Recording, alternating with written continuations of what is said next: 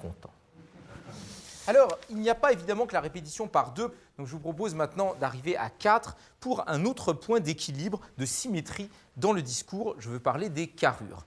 Les carrures dans la musique classique, c'est l'équivalent de la rime en poésie. Vous savez, dans la poésie classique, dans les tragédies de Racine, de Corneille, nous avons toujours ce fameux alexandrin qui borne la récitation et la déclamation. 1, 2, 3, 4, 5, 6, 7, 8, 9, 10, 11, 12, 1, 2, 3, 4, 5, 6, 7, 8, 9, 10, 11, 12, 1, 2, 3, 4, 5, 6, 7, 8, 9, 10, 11, 12, qui est responsable parfois de l'endormissement d'une petite partie du public de la comédie française. Parce que c'est un peu monotone toujours, c'est 6 et c'est 6. Eh bien, il y a la même chose dans la musique classique, mais ça va par 4. Ce patron de 4 connaît de nombreuses exceptions, contrairement à l'alexandrin. Mais enfin, on le retrouve dans la plupart des thèmes de Mozart. Alors, pour bien s'en rendre compte, je vous propose de prendre un thème aussi assez connu, le thème du final du quintet avec clarinette.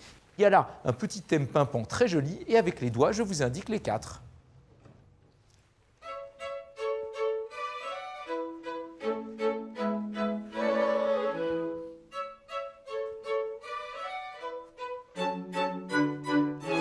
On recommence.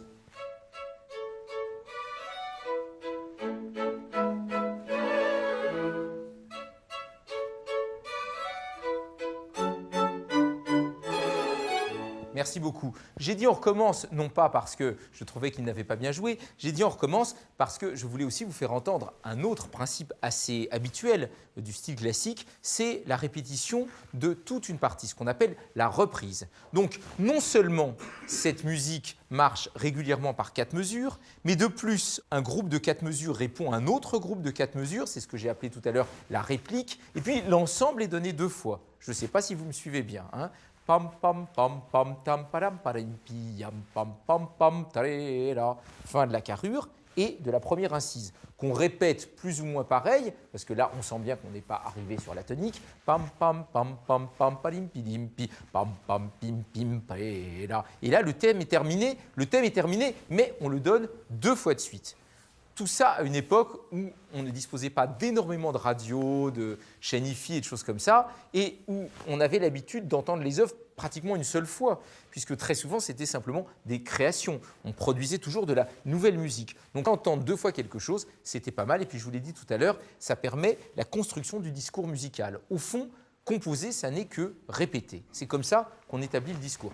Mais à l'intérieur de nos 4 et 4 mesures, il peut y avoir des découpages subtils, comme dans un alexandrin. Vous savez, l'alexandrin, ça fait 12, mais on peut s'amuser à le découper en 2 fois 6. Bon, ça, c'est classique, mais même, pourquoi pas, en 6, plus 4, plus 2, ou comme le fait Corneille, vous vous rappelez, quand le Cid va voir Chimène et qu'il veut lui dire son amour, en même temps, bon, il a tué son père, c'est un petit peu embêtant, ça n'arrange pas bien les rapports conjugaux, et évidemment, elle est embêtée, parce qu'elle ne peut quand même pas lui dire qu'elle l'aime, parce qu'il a tué son père, alors elle use d'un subterfuge, on appelle ça une litote, elle dit « va, je ne te hais point ».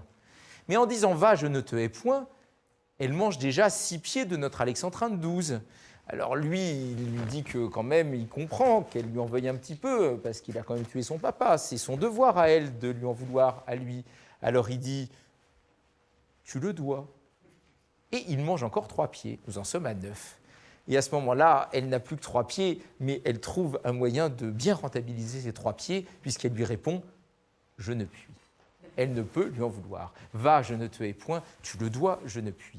Et voilà une découpe originale, avec d'abord une grande phrase, si je puis dire, 6 pieds, et puis 2 petites. Eh bien, j'ai 2 exemples là de Mozart où c'est l'inverse, où on a d'abord 2 petites incises de 2 mesures et ensuite une grande incise de 4 mesures. Le mouvement lent du concerto pour clarinette qu'on va jouer accompagné par le quatuor à cordes. Et là, vous avez une première incise de 2 mesures. Ah, j'aimerais bien être clarinettiste pour jouer ça. Et puis encore 2 mesures. Et après ces 2 petites incises brèves, une incise longue.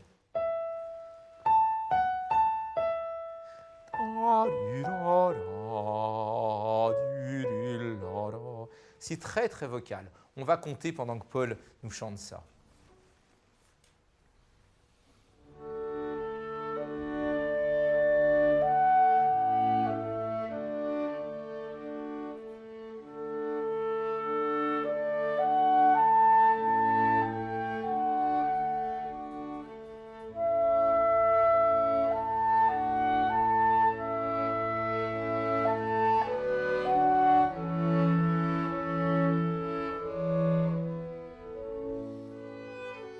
Et alors, vous avez la même chose dans la seconde phrase, toujours 2, plus 4, la deuxième phrase du thème.